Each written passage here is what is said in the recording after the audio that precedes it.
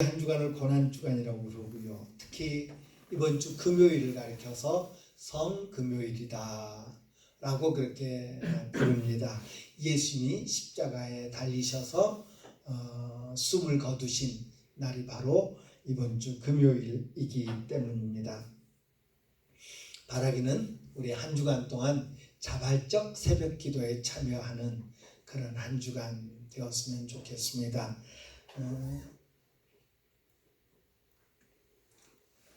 우리보다 그 교회 전통을 더 중하게 여기는 로만 카톨릭에서는 이 종료주일에 다양한 행사들을 벌인다고 합니다. 물론 이제 금년에는 코로나19 때문에 그런 것들을 다 생략하고 예배도 자발적으로 사회적 거리두기 지침에 따라서 드리는 것으로 알고 있습니다만은 아이들이 오늘 본문에 나온 것처럼 호산나 호산나 찬양하는 그런 찬양을 하고요. 그리고 어른들은 종려나무 가지를 구해다가 그것을 흔들면서 예배를 드리고요. 이제 그 종려나무 가지는 이제 예배 마친 다음에 집으로 가지고 가서 잘 보이는 곳에 이렇게 걸어 놓는다고 합니다. 1년 동안 걸어놨다가 사순절이 시작하는 제 수요일 사순절 시작하는 날 교회로 가지고 와서 그것을 태워서 재를 이렇게 뿌리고 또 얼굴에 바르고 하는 그런 일을 그런 전통이 있다고 합니다. 그리고 이제 여건이 되고 하는 교회는 교회 넓은 주차장 같은 데서 나귀를 타는 성도들이 돌아가면서 나귀를 타면서 이제 안장도 없는 나귀가 얼마나 불편하겠습니까? 그러면서 이제 제대로 갖춰진 안장도 있고 아주 사람을 잘 많이 태워본 그런 말을 타지 아니하고 나귀 타신 우리 주님의 그 겸손을 기념하는 그런 행사들을 한다고 합니다.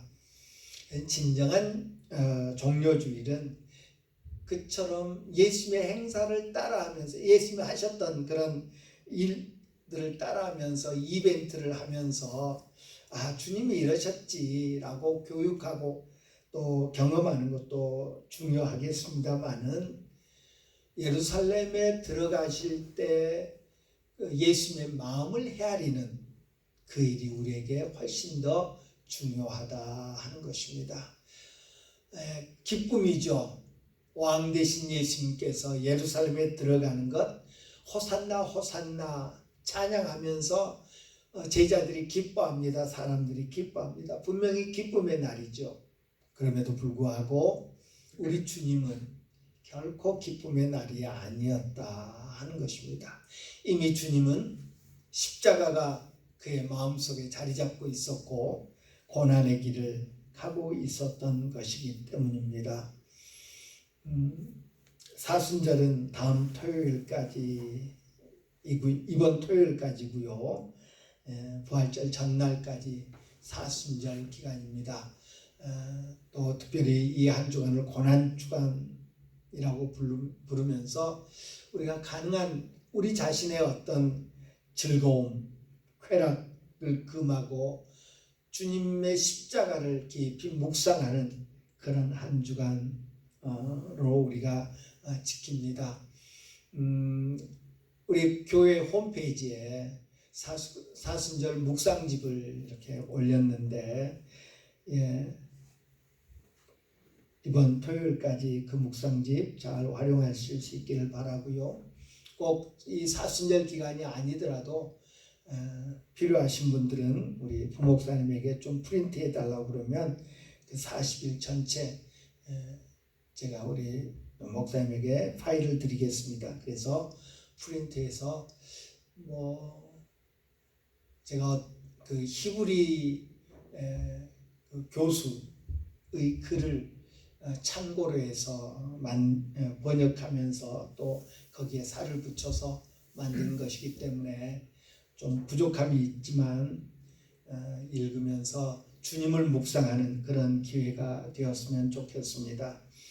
우리는 지난 5주간 동안에 마태복음에 나타난 예수님의 기적 중에 5가지를 살펴보면서 예수님이 어떤 분이신가 하는 것을 보는 그런 기회를 가졌습니다.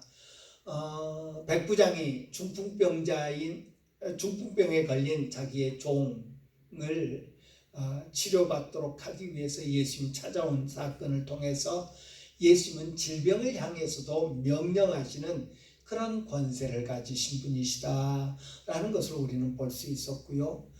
또 중풍병자와 그 친구들이 중풍병자를 메고 예수님께 찾아온 사건을 통해서 죄 사하는 권세를 가지신 분이시다라는 것을 우리는 발견할 수 있었습니다.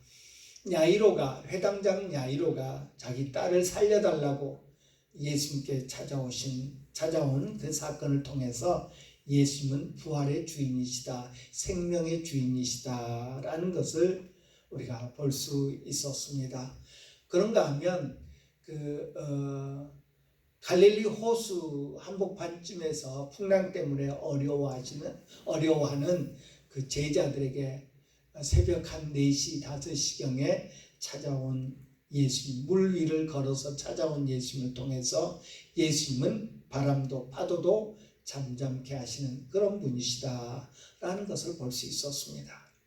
우린 지난주에 귀신 들린 아이의 아버지와의 그 대면을 통해서 귀신도 예수님께 복종할 수밖에 없는 그런 권위의 소유자이시다라는 것을 볼 수 있었습니다. 이처럼 예수님은 모든 것 위에 뛰어난 권세를 가지신 분, 예수님께서 요한복음에서 나와 아버지는 하나다라고 말씀하셨는데 그 말씀처럼 하나님만 가지실 수 있는 그런 권세를 행하신 분이시다라는 것을 우리는 볼 수 있었습니다. 마태는 예수님이 주님이시다라는 사실을 분명히 합니다. 예수님의 신성, 예수님의 권위를 보여주는 사건이 오늘 예루살렘에 입성하시는 예수님의 모습이라고 하실 수 있을 것입니다. 그럼에도 불구하고 마태는 당시 메시아 혹은 하나님이 보내시는 왕에 대한 이스라엘 그 유대인들의 사고, 유대인들의 기대, 유대인들의 어떤 믿음, 이런 것들을 변화시키기를 원하는 그런 모습을 발견할 수 있습니다. 예수님은 분명히 왕이시지만 유대인들이 기대하는 왕은 아니시다. 예수님은 분명히 통치자이시지만 모든 권세를 가지신 분이지만 사람들의 개념에 따른 그런 분은 아니시다라는 것을 오늘 그 예루살렘에 입성하는 과정에서 보여줍니다. 구약에 보면 하나님께서 선지자들을 통해서 선지자들을 사용하셔서 당신의 뜻을 이스라엘 백성들에게 전하는 것을 봅니다. 물론 하나님으로부터 말씀을 받은 선지자들이 백성들에게 말로 설교하고 경고하고 하는 것들을 볼 수 있습니다만은 때로는 하나님의 뜻, 하나님의 그 계획, 이런 것들을 백성들이 잘 이해하도록 하기 위해서 이상한 행동들을 하는 것을 봅니다. 스가랴 선지자에게는 야, 땅 사라. 나라가 망하는데 땅은 사서 뭐합니까? 그런데 하나님께서 회복시켜 주실 것이다 라는 것을 암시하기 위해서 망한 나라, 망해가는 나라, 망한 나라의 땅을 선지자로 사게 하고요. 그런가 하면 선지자들의 자식들의 이름을 이렇게 통해서 하나님이 장차 하실 일들을 하게 하시는 하나님의 메시지를 어떤 행동으로 보여주는 그런 모습을 볼 수 있는데 오늘 본문에 언급된 예수님의 모습도 그와 마찬가지다 할 것입니다. 백문이 불여일견, 이라는 말이 있습니다. 100번 듣는 것보다 한 번 보는 게 낫다. 예, 예수님이 바로 그 방법을 사용하고 계시는 것 같습니다. 섬겨라. 나는 섬기러 왔다. 내가 너희를 섬긴 것처럼 너희들도 서로 섬겨야 한다. 말씀하셨습니다. 그리고 그 모습을 섬기는 왕, 종으로 오신 왕의 모습을 실제로 보여주고 있는 것을 볼 수 있습니다. 이미 여러 차례 예루살렘에 오셨던 분이십니다. 그리고 갈릴리에서 또 여러 곳에서 자신의 신분을 드러내십니다. 나는 이런 존재다 라는 것을 보여주셨습니다. 그리고 높은 산에서 변화되신 예수님, 하나님은 제자들에게 이는 내 사랑하는 아들이요 내 기뻐하는 자니 너희는 그의 말을 들으라 라고 말씀해 주셨습니다. 이미 예수님은 분명하게 자신이 누구라는 것을 말씀해 주셨지요. 그런 아버지의 선언에 이어서 예수님 역시 자신이 누구신가를 다시 한번 분명하게 말씀해 주고 있는 것을 보게 됩니다. 예수님께서 bet박의 감람산 언덕에 있는 bet박이라고 하는 마을, 예루살렘이 훤히 내려다 보이는 그런 마을에 제자들과 함께 오셨습니다. 그리고 두 제자에게 명하셔서 저 건너편 마을에 가면 새끼가 있는 나귀가 매어 있을 거다. 그 풀어서 데리고 와라, 끌고 와라 라고 말씀하십니다. 그러면서 만약 누가 묻거든, 어떤 사람이 묻거든 주가 쓰시겠다 하라. 그리하면 즉시 보내리라 라고 말씀하십니다. 예, 하나님께서, 아버지께서 예수님을 향해서 이는 내 사랑하는 아들이다. 내가 기뻐하는 자다. 너희가 마땅히 그의 말에 순종해야 된다 라고 인정해 주셨습니다. 말씀해 주셨습니다. 그런데 예수님께서 이번에는 본인 스스로 직접 내가 주다 라고 말씀하십니다. 내가 주다.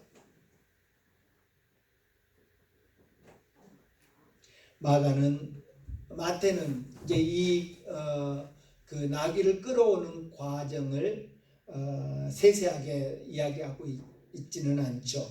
마가와 누가는 아주 자세하게 이야기합니다. 그것을 이제 말씀하신 대로 갔더니 나귀가 있어서 풀어서 끌고 오려고 하는데 그 주변에 섰던 사람들이 왜 푸느냐 나귀를 라고 물으니까 제자들이 선생님이 말씀하신 대로 우리 주님이 쓰시겠다고 합니다 라고 말합니다. 그러자 다른 사람들이, 거기 있던 사람들이 아무 말도 하지 않았다. 그래서 끌고 올 수 있었다 라고 마가는 기록하고 있습니다.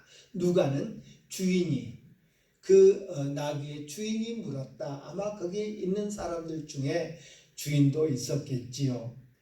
그래서 이제 끌고 올 수 있었다라고 이야기합니다.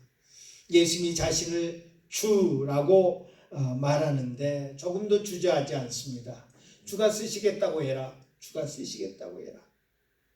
그리고 제자들 역시 주에 대해서 다른 시비를 걸지 않습니다. 다른 이의제기를 하지 않습니다. 또 그 나귀를 풀 때 그 주변에 있었던 주인을 비롯한 사람들이 주가 쓰시겠다고 했을 때 반론을 제기하거나 주가 누군데 의문을 제기하거나 하지 않더라는 것이지요. 예, 사람들에 의해서, 제자들에 의해서, 예수님 자신에 의해서 예수님은 주이심을 인정되고 있는 것을 볼 수 있습니다. 그렇습니다. 예수님은 모든 것의 주인입니다. 모든 사람의 주인입니다. 모든 질병의 주인이요, 생과 사의 주인이요, 바람과 파도의 주인이요, 귀신의 주인이셨습니다.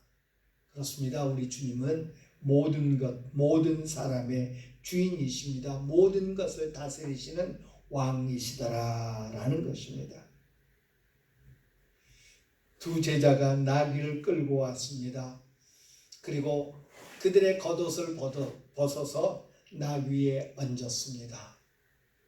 이는 종들이 왕에게 하는 행동이었습니다. 신하들이 왕에게 하는 행동이었습니다. 그 열왕기 하 9장에 보면 엘리사 선지자가 자기 종을 에후에게 보냅니다.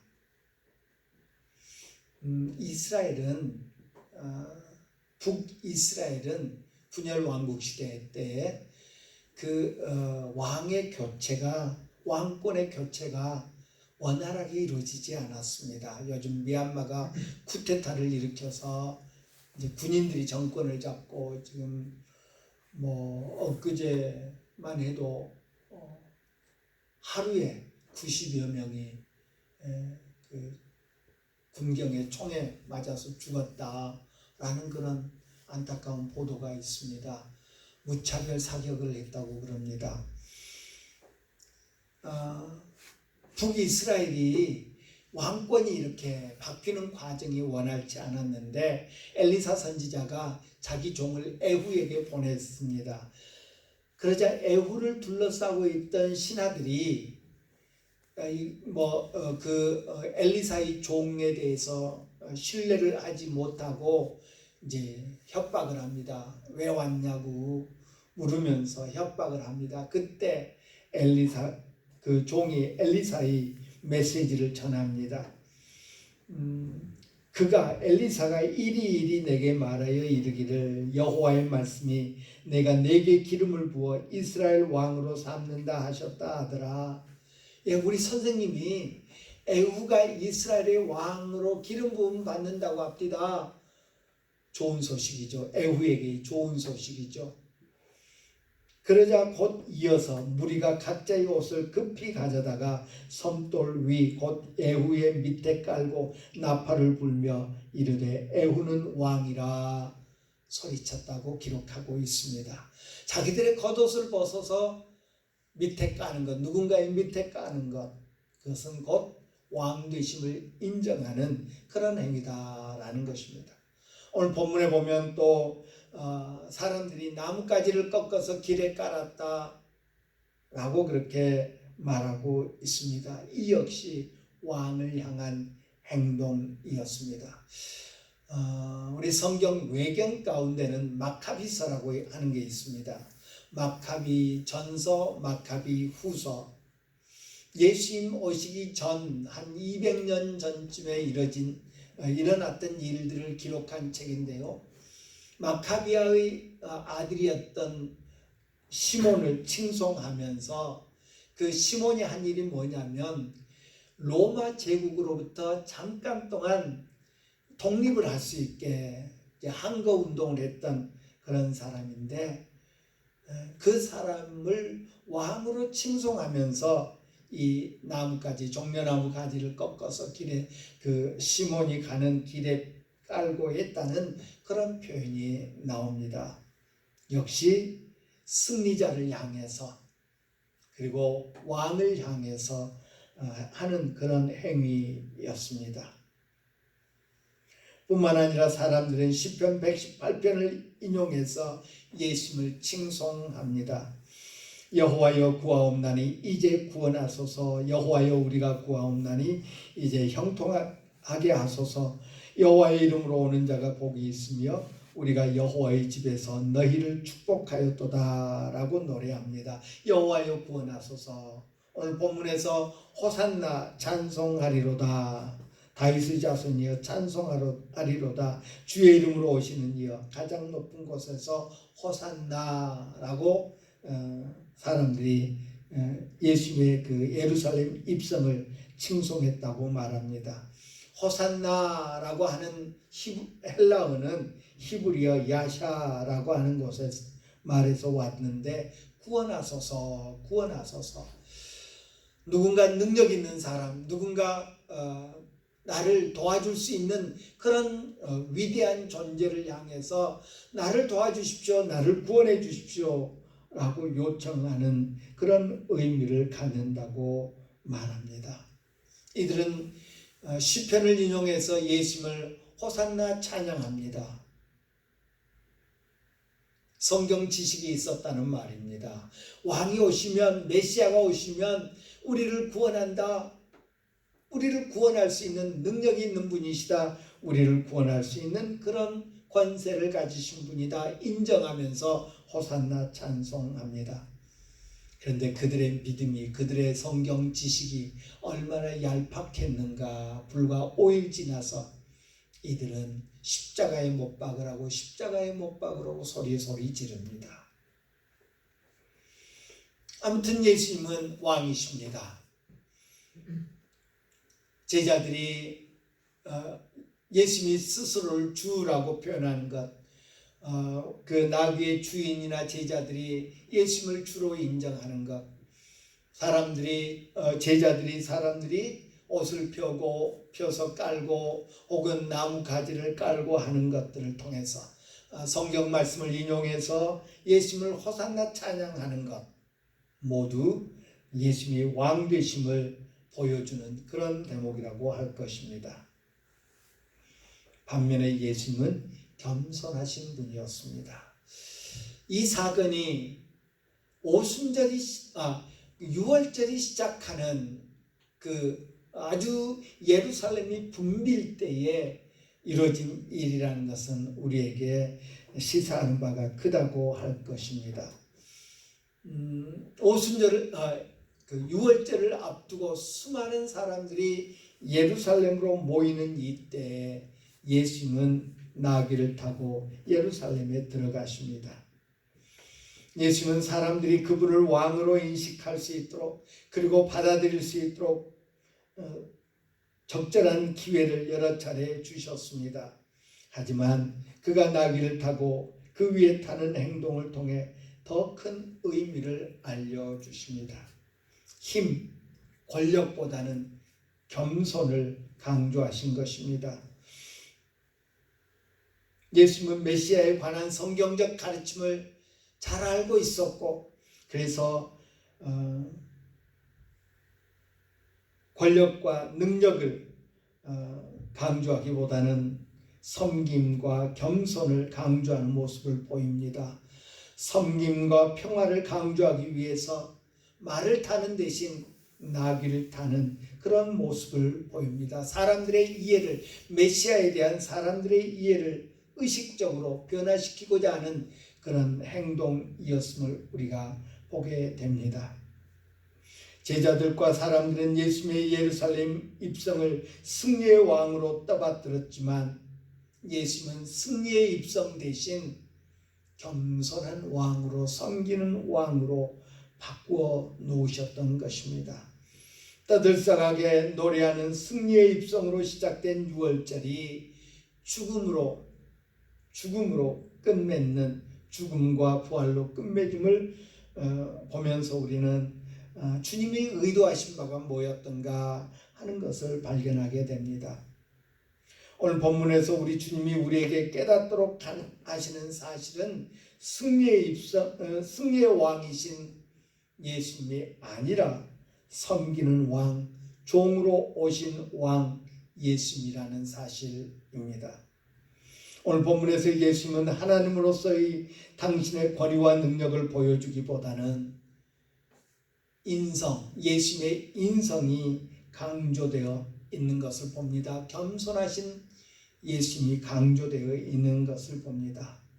예수님은 나귀가 필요하니 데려와라 라고 말씀하십니다. 하지만 신은 아무것도 필요로 하지 않는 그런 존재입니다.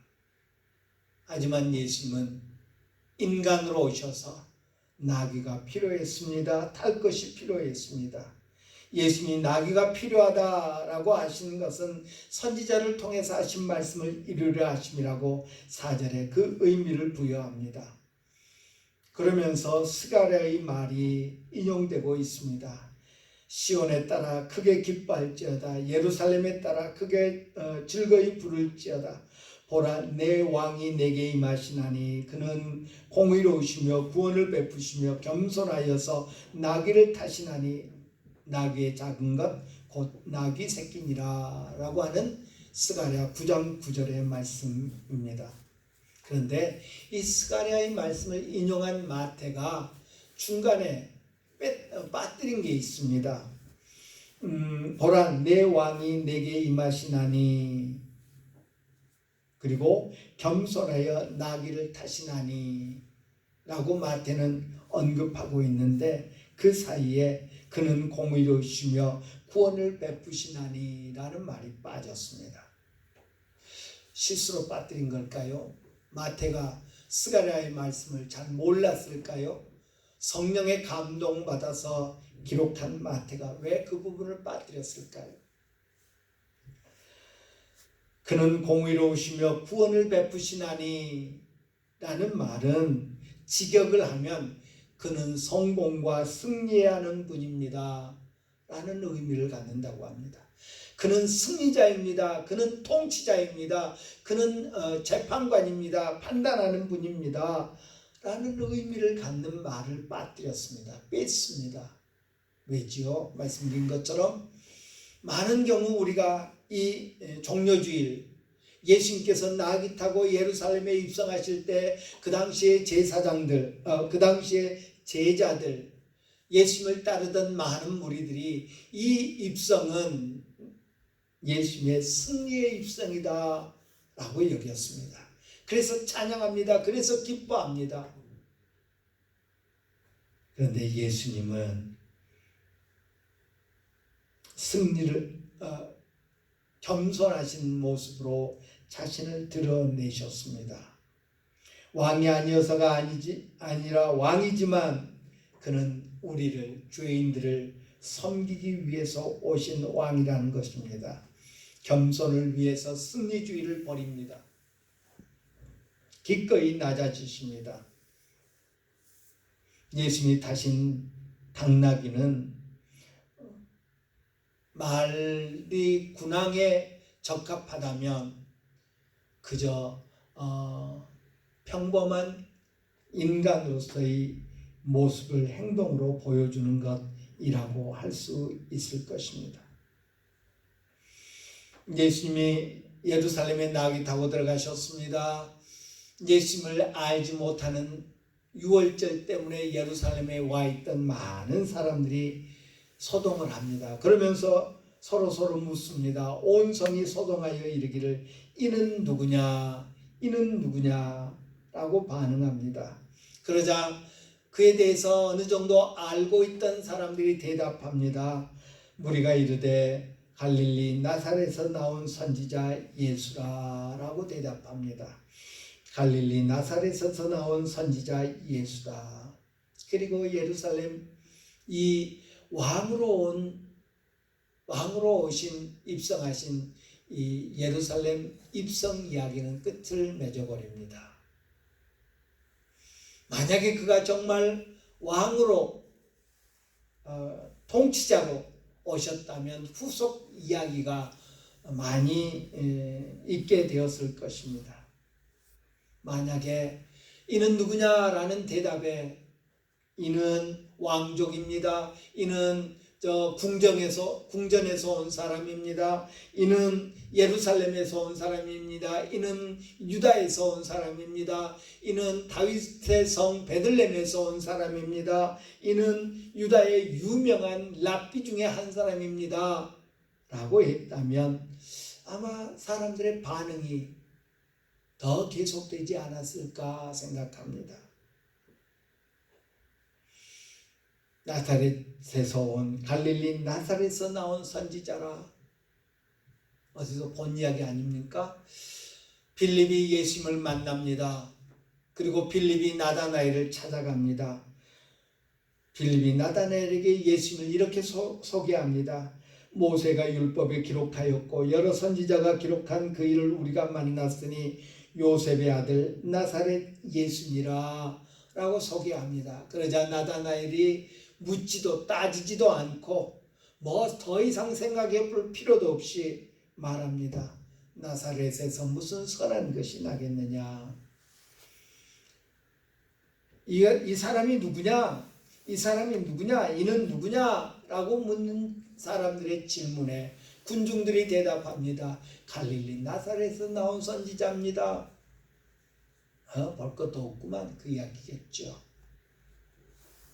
별거 아니구만 그 이야기겠죠. 하나님은 그를 왜 나사렛에서 태어나게 하셨을까요? 하나님은 나사렛에서 자라나게 하셨을까요? 하나님은 왜 제자들이 그 어부들이 제자가 되게 하셨을까요? 겸손하신 왕, 섬기시는 왕이기 때문입니다. 왜 기득권자가 되기 예수님이 기득권자로 당대의 기득권자로 등장하지 않으셨을까요? 그분은 다스리기 위해서가 아니라 섬기기 위해서 오셨기 때문입니다. 하나님이 보내시는 구세주는 겸손하여야만 했습니다. 이사야서 53장에 보면 그는 주 앞에서 자라나기를 연한 순 같고 마른 땅에서 나온 뿌리 같아서 고운 모양도 없고 풍채도 없은즉 우리가 보기에 흠모할 만한 것이 없도다 라고 했습니다.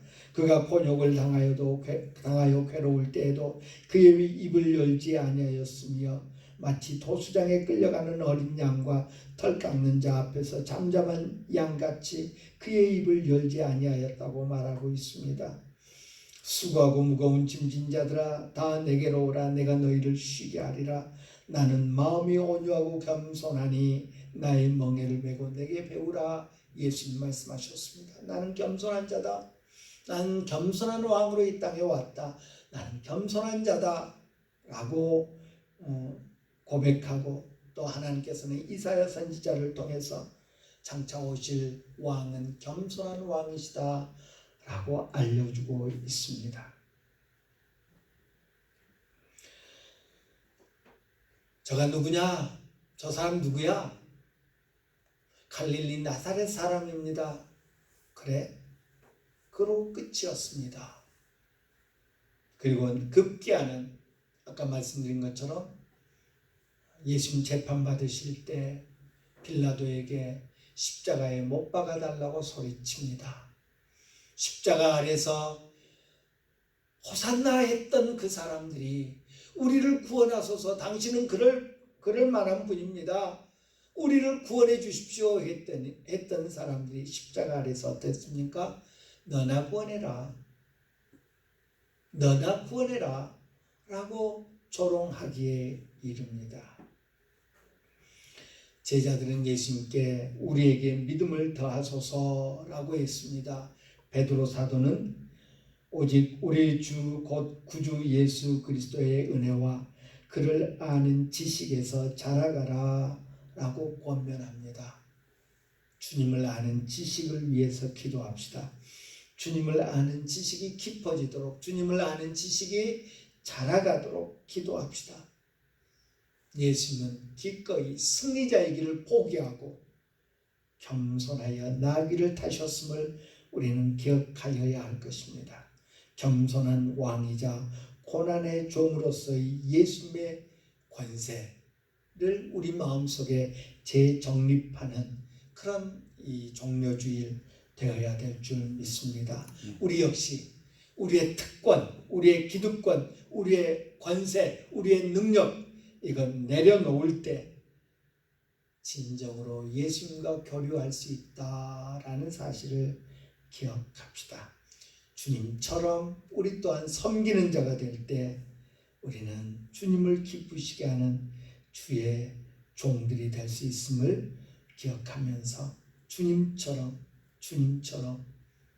말이 아닌 나귀를 탈 줄 아는 그런 저희들이 되어야 될 줄 믿습니다. 기도합니다.